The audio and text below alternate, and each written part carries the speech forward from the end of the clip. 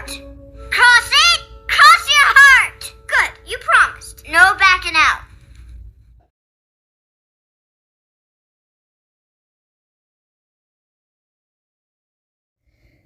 जी, हम लोग यहाँ पर रोनाल्डो के ऊपर बात करेंगे। मेरी जो सेफ़ हेवन की लिस्ट थी उसके अंदर जितने भी लोग थे उनमें से सिर्फ 2 को छोड़ के बाकी सब जो हैं वो एकांक वाले ग्रुप के मेंबर रहे या वो मेंबर होने वाले थे या वो एक्स मेंबर रहे। इस लिस्ट के अंदर अगर आपने लिस्ट देखी होगी और इसके ऊपर मैंने यहाँ पर डिटेल में बात भी की थी। ये लिस्ट भी जो है वो सीक्वेंस के अंदर है। मुझे जैसे-जैसे लोग दिए गए जब मैं उनकी सेफ़ हेवन बनती गई तो वो लिस्ट हिसाब से है। फुटपाथ वाले के बाद सेकंड नाम जो है वहाँ पर रोनाल्डो का है। अच्छा रोनाल्डो अच्छा एक और चीज़ उस लिस्ट के अंदर फुटपाथ वाले भाई और इटालियन माफिया के बंदे को छोड़कर बाकी सब जो हैं वो एक आंख वाले ग्रुप के या तो मेंबर हैं या वो एक्स मेंबर हैं या किसी भी तरीके से वो मेंबर बनते रह गए, यानी उनका कुछ ना कुछ सिलसिला रहा एक आंख वाले ग्रुप के साथ। तो इसको मैं यहाँ पर इसी चीज़ को एक्सप्लेन करूँगी। मेरी ये वीडियो जो है कि अब रिलीज़ हो गई होगी, आप लोग देख चुके होंगे, ज़ाहिर सी बात है तभी ये दूसरी वीडियो देख रहे हैं जहाँ पर मैंने बात की कि रोनाल्डो के पीछे वो लोग मतलब यानी एक आंख वाले ग्रुप वाले लोग जो हैं वो उसकी जान के पीछे हाथ मुंह धोकर पड़ गए। आप इंसान की जान के पीछे तभी पड़ते हैं जब वो आपके एजेंडा के अगेंस्ट जा रहा होता है और आप पावरफुल होते हैं। आपको पता होता है कि एक इंसान हमारे लिए काम कर सकता है अगर उसकी सद्बुद्धि है और उसके पास दिमाग है और वो उसको इस्तेमाल कर हमें नुकसान कहीं ना पहुंचा दे, तो वो आपके पीछे पड़ जाते हैं। पहले वो आपको इनवाइट करते हैं, वो आपको अपनी जगह दिखाते हैं, चीज़ें दिखाते हैं, बताते हैं, लोग उनको ज्वाइन करने लगते हैं क्योंकि वहाँ पर चीज़ों का बेनिफिट मिलता है, आपको कई सारे प्रिविलेजेस मिलते हैं, आपका करियर बूस्ट होता है। ऐसी स्पेशली जो यहाँ पर लोग जाते हैं एक आंख वाले ग्रुप में, वो वही लोग जाते हैं जो अपने करियर को लेकर बहुत सेल्फिश होते हैं, जिनको सिर्फ उनका एक ही ज़िंदगी का गोल होता है, पर्पस नहीं होता। मैंने ये बात हमेशा कही है कि गोल और पर्पस में बहुत फ़र्क होता है। गोल सेल्फिश होता है और पर्पस जो होता है वो सेल्फलेस होता है। तो एक आंख वाले ग्रुप के जो लोग होते हैं वो उन्हीं लोगों को टारगेट करते हैं जो सेल्फिश होते हैं अपने गोल्स को लेकर, जिनको आगे बढ़ना होता है और वो आगे बढ़ने के लिए किसी भी हद तक पार कर सकते हैं। यहाँ पर इनसे गलती क्या हुई कि रोनाल्डो को लेकर इन लोगों को ये लगा कि रोनाल्डो जो है वो बहुत ही सेल्फिश किस्म के इंसान हैं। हालांकि वो सेल्फिश नहीं है, वो बहुत पैशनेट है। पैशनेट होना अपनी चीज़ को लेकर, अपने करियर को लेकर, अक्सर लोगों को ये लगता है कि अगला इंसान थोड़ा सेल्फिश है या उसको दूसरों की फ़िक्र ये समझ नहीं है।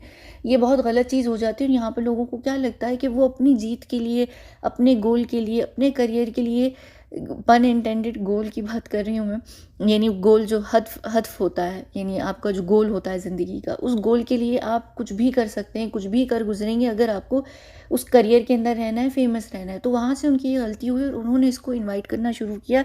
ये सिलसिला तब स्टार्ट होता है जब ये मैनचेस्टर यूनाइटेड का इसका एक करियर था 2003 से 2009 में, जब ये ख़त्म करके रियल मैड्रिड को ज्वाइन करता है।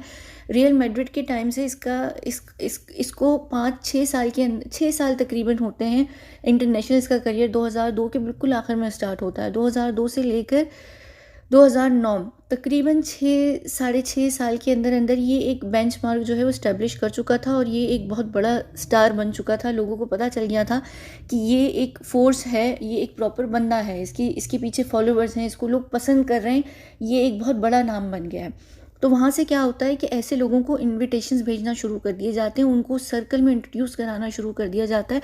इसकी बिल्कुल यही एग्जांपल है कि जब सुशांत की फिल्म आई थी धोनी, तो धोनी के बाद एकदम से वो इतना सक्सेसफुल हो गया था कि जो टॉप टेयर था बॉलीवुड का, वो उन्होंने उसको इनविटेशंस भेजना शुरू कर दिए थे, पार्टीज़ में बुलाना शुरू कर दिया था कि तुम आओ और हमें ज्वाइन करो। जाहिर सी बात है कि बॉलीवुड का वो जो टॉप टेयर है वो एक आंख वाला ग्रुप नहीं है, लेकिन वो टेयर है जहाँ पर पूरे बॉलीवुड को टेयर कर देते हैं वो लोग, यानी फाड़ देते हैं उसको, यानी बर्बाद कर देते हैं। ये वो लोग होते हैं जहाँ पर हर किसी को इनविटेशन मिलता है जब उनकी फिल्म्स हिट होने लग जाती हैं, तो उनको होता है कि अब ये बंदा एक अपने साथ सपोर्ट रख रहा है, एक फ़ैन फॉलोइंग रख रहा है, तो उसको हम उसको अपने हिसाब से यूज़ करें, जो चीज़ें हम करते हैं। तो यहाँ पर जिस तरीके से धोनी के बाद उसको इनवाइट किया गया और फिर वहाँ पर सुशांत ने जो चीज़ें देखी करते हुए, जो चीज़ें बच्चों से रिलेटेड होती हुई, उसको जैसी समझ आई कि वो जगह मेरे लिए नहीं, वो पीछे हट गया। उसका कारण क्या हुआ, उसके बाद उसका क्या मसला हुआ कि भाई उसके करियर पर लात पड़ी, यानी करियर के पीछे वो लोग हाथ धोकर पड़े, उसकी ज़िंदगी के पीछे हाथ धोकर पड़े, उसको चीज़ें वहाँ समझ आने लग गई। उसने देखा कि वहाँ पर कितना गंद हो रहा है बच्चों से रिलेटेड।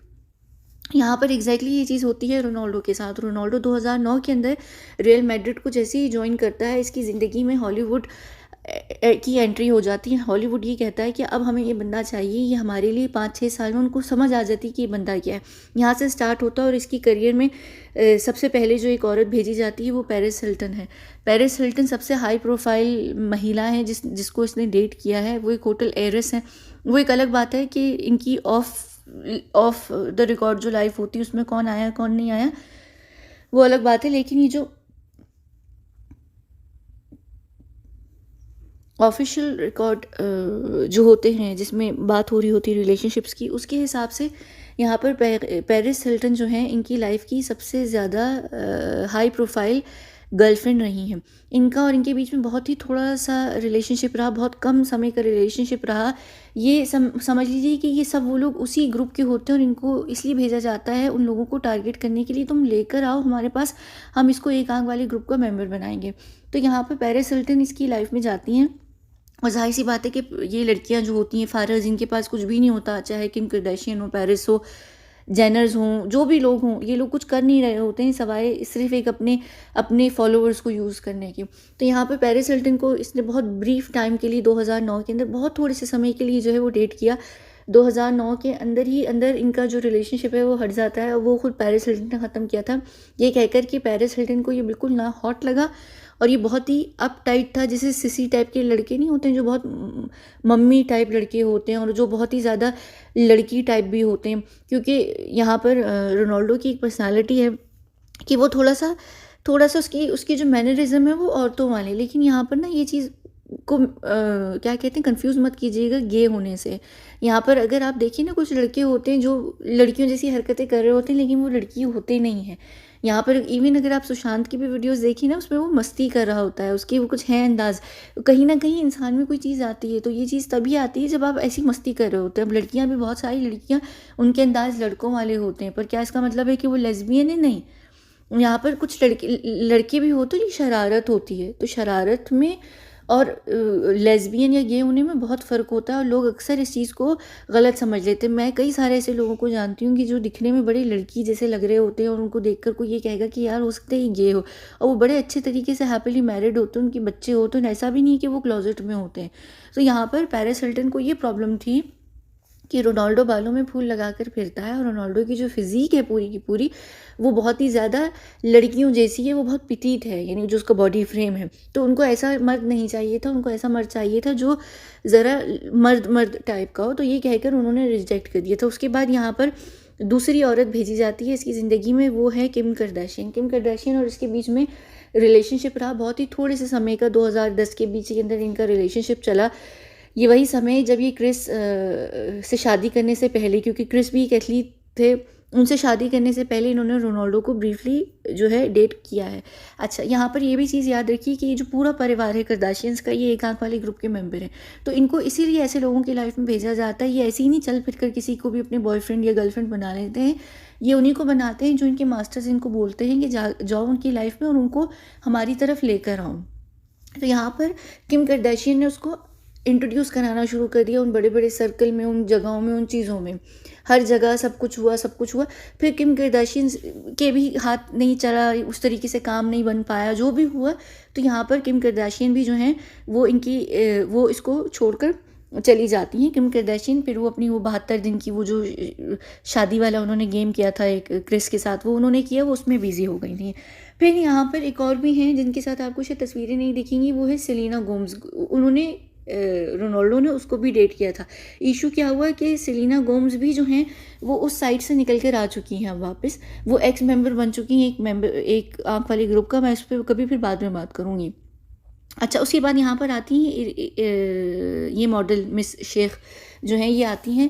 इनके और रोनाल्डो के बीच में 2010 से 2015 की बिल्कुल स्टार्टिंग, यानी जनवरी में तो इनका वैसे ही ब्रेकअप हो गया था, तो अब पब्लिकली अनाउंस हो गया था, जिसका बहुत मतलब है कि 2014 के अंदर इनका रिलेशनशिप ख़त्म हो गया होगा। तो क्योंकि जो हमेशा डेट्स होती हैं वो बाद में आती हैं, ऑफिशियल अनाउंसमेंट्स हमेशा बहुत बाद में आती हैं, चीज़ों में दरार जो है वो बहुत पहले पड़ जाती है। तो यहाँ पर ये रशियन मॉडल, अब मॉडल जो हैं वो भी सुपर मॉडल, कोई छोटी मोटी मॉडल नहीं, सुपर मॉडल। अभी सुपर मॉडल सारे बड़े बड़े ब्रांड्स के साथ काम करेंगे। अगर अभी आपको पता होगा बालेंसियागा का जो मैंने सारी बातें की हैं, क्रिश्चियन लुबुटॉन या मार्क जेकब्स, ये जितने बड़े फैशन हाउसेज हैं, फैशन इंडस्ट्री के अंदर खुद अंदर एक एलीट सर्कल है इन्हीं कंजरों का, इन्हीं चूतिया किस्म के लोगों का जो एक आंख वाले ग्रुप के मेंबर्स होते हैं। तो मॉडल को इसलिए भेजा गया क्योंकि देखिए, चाहे कोई भी, इवन कोई सिंगर हो, कोई स्टार हो, कोई सेलिब्रिटी हो, जब वो एक हम्बल बैकग्राउंड से आते हैं ना और एकदम से जब वो लाइफ में आगे जाते हैं, उनको फेम मिलने लगता है, तो उनको मॉडल टाइप की जो लड़कियां होती हैं, हर लड़का चाहता है कि उसकी वाइफ जो हो या उसकी गर्लफ्रेंड जो हो, वो 5 फुट 8 इंच 10 इंच हो, मॉडल जैसी उसकी फिगर हो, हसीन हो, लोग कहें कि हाँ यार बिल्कुल मॉडल लगती है। तो ऐसा क्या होता है, ऐसे में ही लड़के जो हैं वो सबसे पहले जाते हैं लड़कियों को, मॉडल लड़कियों को डेट करने लगते हैं। बॉलीवुड के अंदर आप देख लें, सारे जो सेलिब्रिटीज़ आते हैं वो स्टार्ट करते हैं, जब नए नए बनते हैं वो मॉडल मॉडल लड़कियों पे हाथ मारते हैं। सबका काम यही होता है। इसी तरह हॉलीवुड के अंदर या एथलीट्स के साथ भी आप देख लीजिए, स्पोर्ट्स फिगर्स को उठाकर देख लें, वो सारी मॉडल्स को डेट करेंगे क्योंकि उनको लगता है कि हमारी तो लॉटरी खुल गई, हमें मॉडल्स मिल गई। तो इसकी लाइफ में इस मॉडल को भेजने का भी 5 साल तक इस औरत ने इसको सिर्फ इसी चीज़ में काम किया कि ये जो है इस जगह को ज्वाइन कर ले।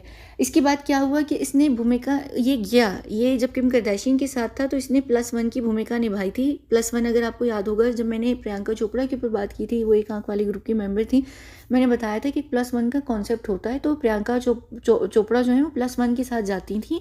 इस तरीके से फिर आप मेंबर बनते हैं, वो हाफ मेंबर भी कहलाता है। तो यहाँ पर जब ये किम करदाशियन के साथ थे, इनको 2010 के अंदर उस सर्कल में इंट्रोड्यूस कराया गया था जो एक आंख वाले ग्रुप का सर्कल था, जो मेन जगह थी। जब ये +1 कर कर 1 दफ़ा 2 दफ़ा उन पार्टीज़ में गए हैं, तब इनको ये चीज़ समझ आई कि वो जगह कितना बड़ा रैबिट होल है, वहाँ पर क्या चीज़ें हैं। रैबिट होल को भी छोड़ दीजिए, वो पूरा का पूरा एक ब्लैक होल है। वो ऐसी जगह है जो नॉर्मल लोगों के लिए नहीं है। यहाँ पर मैं कोट करूँगी जो इसके खुद के शब्द हैं हिंदी या उर्दू के अंदर, कि जब ये वहाँ से निकल कर आया और जब उसको आहिस्ता आहिस्ता समझ आना शुरू हुई, तो उसने सिर्फ एक बात ये बोली थी कि ये जगह इतनी डार्क जगह है कि ये मेरे जैसे लोगों के लिए नहीं है। मैं कुछ भी नहीं हूँ इन लोगों के सामने, मैं एक छोटा सा सिर्फ प्लेयर हूँ।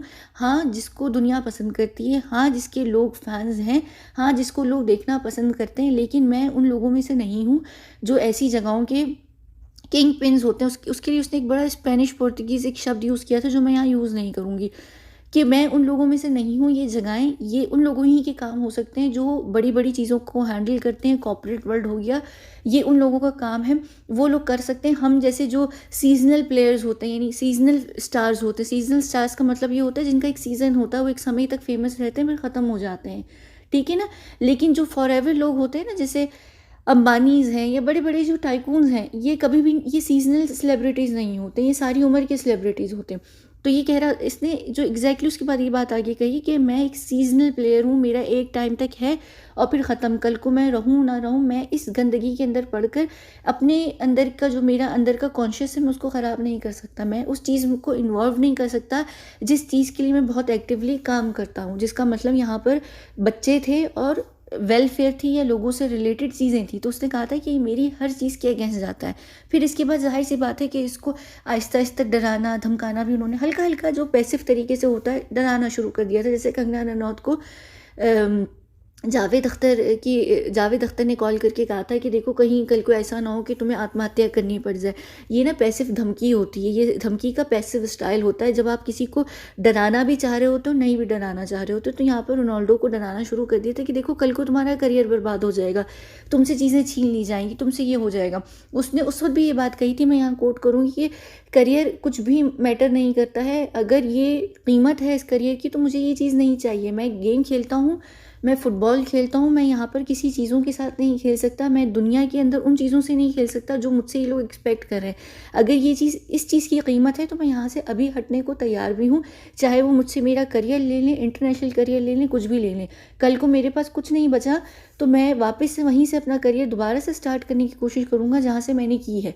ये जो बिल्कुल ये बड़ी सिमिलर टाइप की चीज़ें होती हैं इस तरीके के लोगों की, जो ये बात करते हैं, जो कुछ अच्छा चाह रहे होते हैं। देखिए, जब आप एक हम्बल बिगनिंग से उठकर आते हैं ना, तो ऐसे लोगों को डर नहीं होता है। लोग कहाँ इनको गलत ले लेते हैं, जहाँ उनको लगने लगता है कि इन लोगों के ऊपर हमने इनको कुछ दिया है, अब इनसे हम छीनेंगे तो ये डर जाएंगे। एक्चुअली ये लोग ये यकीन कह रही हूँ, यहाँ पर ये लोग समझ नहीं पा रहे होते हैं कि जो इंसान नीचे से उठता है ना, उसको आप कितनी बार भी नीचे गिरा दें, वो दोबारा उठ जाएगा। उसको इस चीज़ का डर नहीं है। वो सिल्वर स्पून से नहीं निकला, वो नेपो किड नहीं है, उसको चीज़ें प्लेट में रख कर नहीं दी गई, ट्रे में रख कर नहीं दी गई, उसने अपनी थाली को खुद सजाया है। तो उनके लिए मुश्किल नहीं है अगर आप उनको दोबारा से उसी पीछे करियर में फेंक देंगे, वो फिर से उठ सकते हैं अगर उनको उठने का मौका मिलेगा, जगह मिलेगी। ऐसे लोगों को आप 10 दफ़ा गिराएंगे, वो 10 दफ़ा उठेंगे। आप उनको इन चीज़ों पर ब्लैकमेल नहीं कर सकते। मसला क्या होता है कि एक आँख वाले जो ग्रुप के लोग होते हैं वो यहाँ पर इन चीज़ों में आपको ब्लैकमेल करने लगते हैं। इनको लगता है कि ये लोग जो है ना, ये इनको लालच लग चुकी है उस फेम की, पैसे की, नाम की, कि वो एकदम हमारे घुटने टेक लेंगे। लेकिन उनमें से जो कुछ लोग होते हैं ना, जो स्ट्रॉन्ग विल्ड होते हैं, वो कहते हैं कि नहीं, हमसे सब छीन लो, हम अपने करियर को ज़ीरो से फिर से स्टार्ट कर सकते हैं, क्योंकि हमें एक्सपीरियंस है, हमने पहले भी किया हुआ है, कोई इशू नहीं है, कोई मसला नहीं होगा।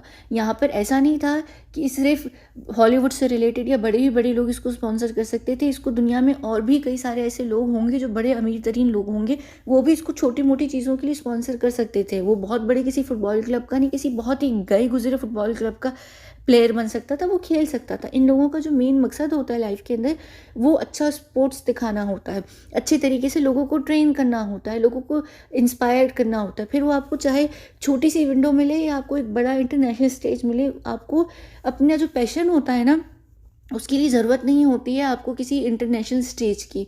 आप वो काम कहीं से भी बैठकर कर सकते हैं।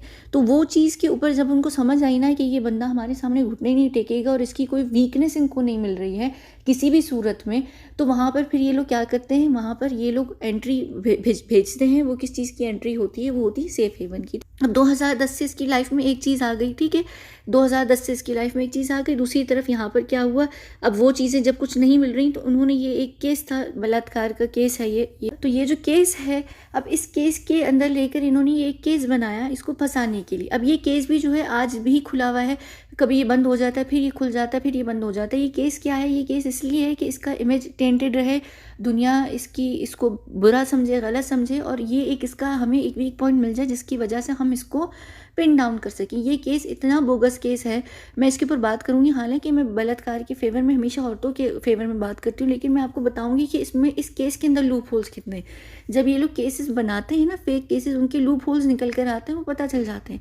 तो मैं यहाँ पर इस सीरीज़ के बिल्कुल आखिर में इस केस के ऊपर बात करूँगी कि ये दुनिया का इंतहाई बोगस केस है, बलात्कार का केस, जो इंतहाई लूप होल से भरा हुआ है, कि वो इसी वजह से इस केस को इसके अगेंस्ट यूज़ ही नहीं कर पाए। उसके अलावा यानी आयरीना शेख के ख़त्म होने के बाद जब इसने ये इस ज्वेलरी की दुकान को डेट करना शुरू किया था 2016 के बिल्कुल आखिर, एक्चुअली 17 में इन्होंने शुरू किया था, 16 से बात निकल कर आती है, पता नहीं क्यों, लेकिन 16-17 के बीच में, यानी चले कह लीजिए कि जब इनका स्टार्ट हुआ, तो उसके बीच में एक विंडो रही जिसमें रोनाल्डो जो थे वो कुंवारा था, सिंगल था।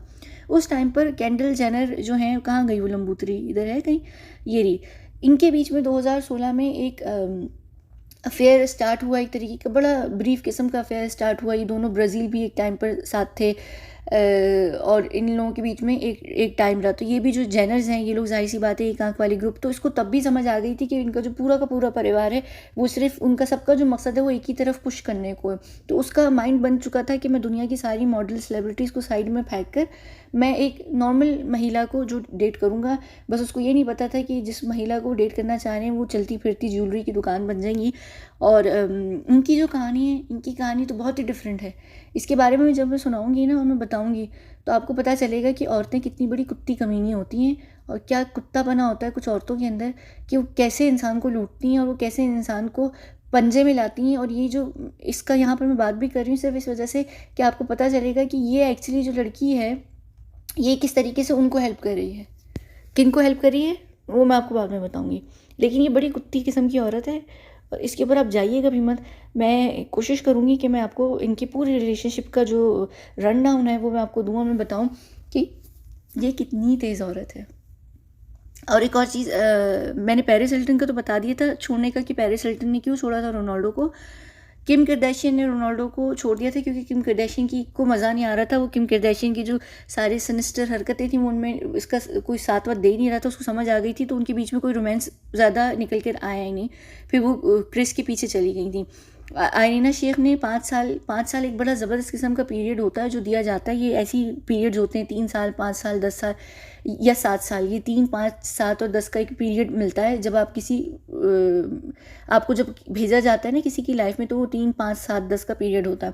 तो ये 3, 5, 7, 10 के पीरियड में ये 5 साल रोनाल्डो के साथ रही हैं, और इन्होंने भी आखिर में ये कहकर इसको लात मार दी थी कि रोनाल्डो की जो माँ है वो मुझे बिल्कुल पसंद नहीं है, रोनाल्डो की माँ को खुद आयरीना बिल्कुल पसंद नहीं है। दूसरी बात, इनको ये पसंद नहीं था फैक्ट कि रोनाल्डो जो है अपनी माँ के साथ इस एज में क्यों रहते हैं।